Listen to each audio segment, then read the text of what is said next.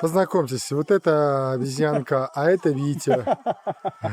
Ой, нет, простите, нет, вот это Витя, а это его друг.